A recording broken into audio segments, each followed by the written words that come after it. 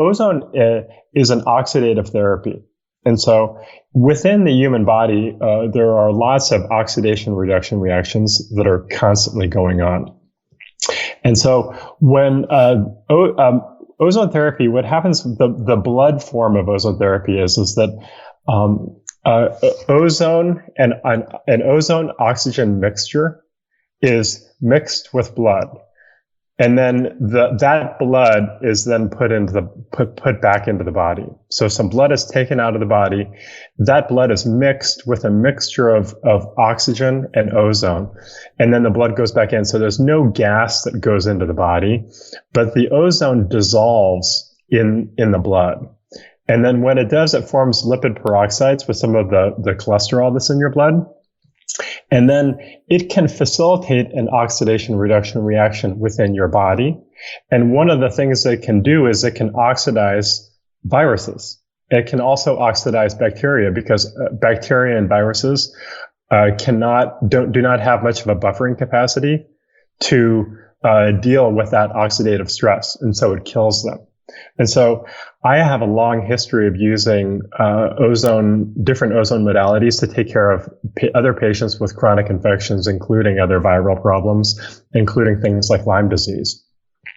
And so then what happens is we can take some blood out, mix it, and then put it back in. And then not only does that have that effect, but it also causes the body to have an antioxidant response. And so the body makes a whole bunch of antioxidants in response to it. And that seems to stimulate the immune system. And so naturopathic doctors and doctors that use ozone have been using ozone for decades as a modality to help fight chronic infections. So that's something that you're kind of perhaps most optimistic about. What have you learned in terms of preventative ways and kind of immune system boosting methods for making sure we're as healthy as possible? You know, you mentioned functional medicine. Well, that's really what it's all about, isn't it? To try and get yourself into a position where you're healthy and so that viruses don't affect you quite as badly. From functional medicine perspective, there's a couple things. So one is to step back and take a look at your health and take a systems approach to looking at everything and seeing if anything's going on. And so by systems, we think the neurological system, cardiovascular system, pulmonary system.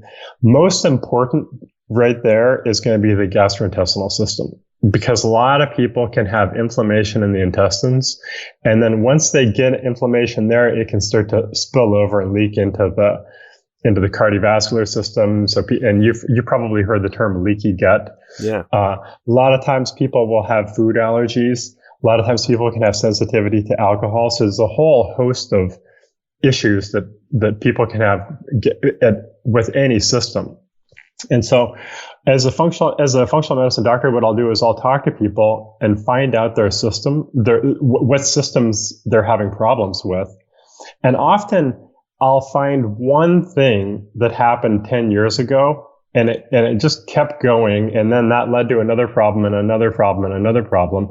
And so then we just start to do lifestyle modification, try to eliminate toxins, develop detox strategies.